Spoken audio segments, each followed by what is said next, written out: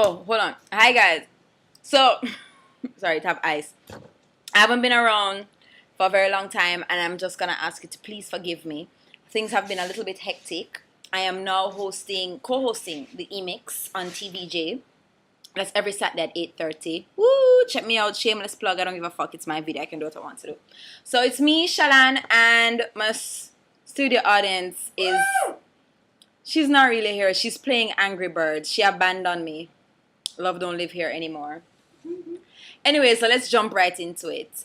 So we're gonna talk about these people. I was gonna, say men, but really and truly, I see females do it too, who are on Twitter and they are describing people in mean ways and talking about how they look, and they don't look any better. Like, you click on the small profile, like I think Lil Duval was the one that said that their small picture cute, and then you click on the big picture, you click the picture to go bigger, and you're just like, yeah!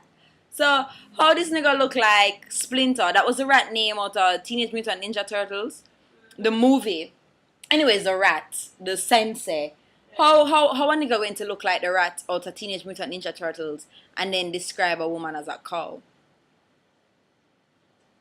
See? It makes no sense.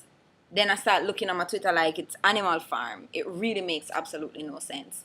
So, just be truthful to yourself. Don't be a bully and stop describing people because you don't know what people think you look like. Because I don't call people... Well, that's a lie. I do call people stupid. But usually they are. Anyways, moving along. That nothing to do with me. Let's talk about Basketball Wives and how Eric used the cup of water for drown Jennifer. No, did you see it? Like, him take the glass of water, first of all, and threw it. Yeah, she threw a glass after him. It didn't touch him. He walks back up and throws this glass of water. You see this big tidal wave come. Whoosh, and you see she have to like swim out through the water. Then some people had to resuscitate her. Okay, fine. So I'm exaggerating, but still, like, him drown her. Like, he just literally see the water go up her nose hole, and like she said, it hit her chin. I never see it hit her chin, but she said it hit her chin, and I'm just like, yo.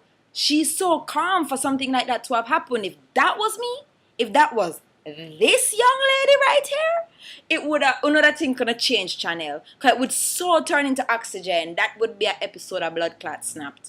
I'm serious. I'd be like, yo, I'd have turned into the man from Shutters. Pussy, you know me? You know me, how? You have to come throw water upon me. I'd murder him.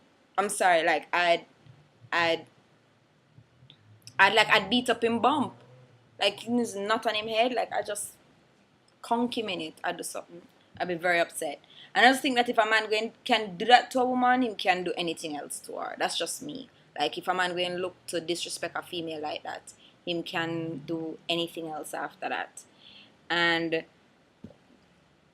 that's just crazy. Like, I sat down and looked on my TV. I was just like, yo, what am I really just do? Did he just throw this whole glass of water up her nose hole?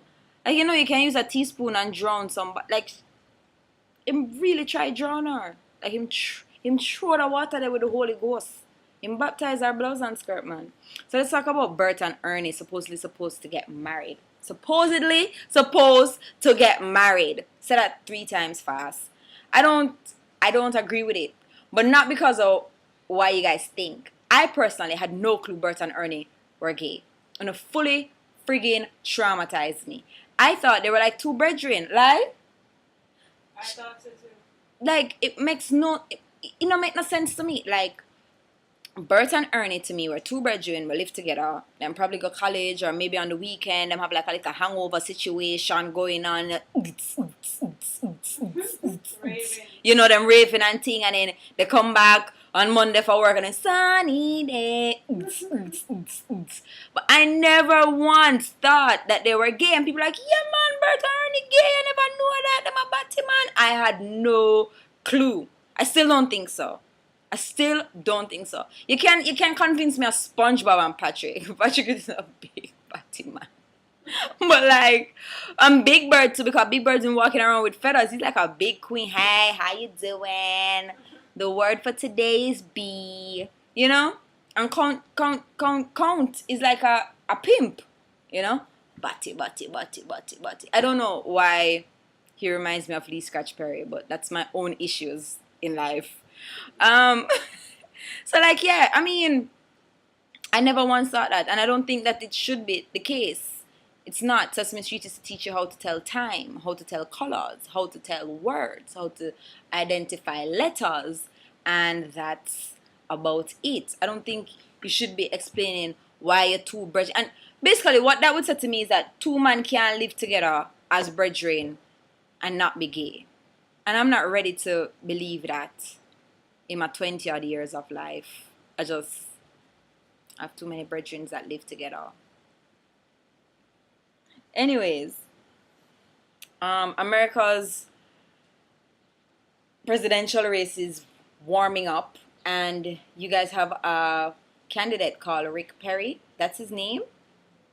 Rick, whoever it is, Rick thinks that global warming is not a proven theory. And I'm going to use this opportunity to speak about the children in Somalia who are starving to death. Right? Who are going through what? Famine? But global warming and none of those things have been proven. And so I wish you guys luck. It looks like you're well on your way in voting in another George W. Bush. I lived in America when that happened. Go with God. Go with God if you have to deal with that for another 4 years. Anyways, back on track. Let's talk about how loyalty is vintage. I follow this nice young lady named Brooke and the City, and she made a statement that loyalty is vintage. And you might think you might take it lightly, but that is so true. I just always grew up where I had more male friends than female friends, and everybody goes through it. Friends betray you, people in life betray you. Those closest to you will disappoint you. That's life. But there's a certain level of loyalty that's just completely disappeared. You have down here where you say bite your hand, you bite the hand with feed you. You're sorry for Maga dog, him turn around bite you. I've seen a lot of that, especially in the entertainment industry. Not just locally but also overseas. You'll have somebody who never have drive shit in them body. They didn't have any money, they didn't have food to eat, and you help them up, and then you and them have a disagreement, a misunderstanding, and they come on TV and they talk about it, and them say, oh, you can't talk to them this way, you can't talk to them that way. I don't know, sorry. Maybe my thinking is warped, but I think that if me and my friend have an issue, so if it's three of us, then I can go to one and we can talk about it and we can cuss and we can vent, because we know that anything I say won't be misconstrued and they'll know that I'm upset. But these people are going on TV and they're putting them on blast, and I don't think that's the way it's supposed to go. Like, to me, you were never really a friend then. You were just there to see how much you could get and no one reach a rough time. So I do have to agree with Brooke that loyalty is very much vintage. I'm tired of these bitches. I'm tired. I am tired. And so, like, my major question now is, how do you protect yourself from that? I mean, remember, say, we all watch Selena, we see what, like, our best friend and our assistant do to her, We know, say, those closest to you will hurt you. How do you protect yourself?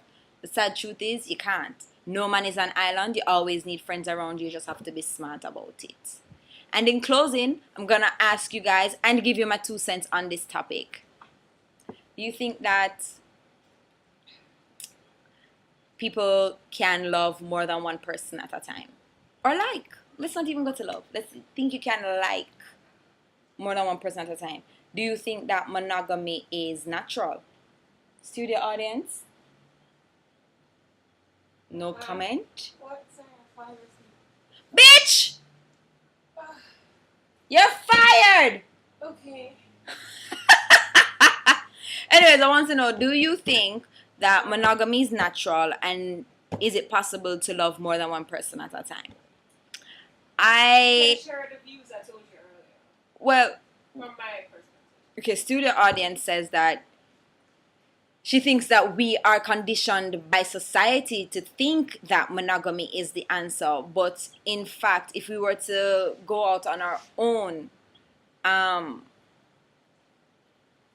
wild instincts, then that wouldn't be the case. Yes, you can go and sex down the whole place. That's not necessarily what she means by monogamy. But can you really love more than one person? And she thinks that it is very possible because monogamy is not natural. I am so like on the fence with this. I don't know I mean, at one point I'm a very possessive, you're mine, but at the same time I do see where it can happen. And you watch shows like Sister Wives, and they're all living, I mean, there's jealousy there and everything, but they're all living okay, and it seems natural to them. And if that's the case, then if monogamy was natural, then why do so many people cheat? And it's not just men. It's not just men who cheat. Women cheat also. So is it that it's human nature to just always want something else? Or that it's human nature to be selfish? Or is it that it's just human nature to always just cheat? If that's the case, then monogamy isn't human, is it? It's not natural. It's not what we were supposed to do. I don't know. Those words might come back to haunt me. I'm not saying that's the case. Because next I go there with a man and him pull up this video and say, but you say monogamy not natural and for beat him with the computer and all these things. But tell me what you think. Is monogamy natural? I'm out. Bye. Mwah.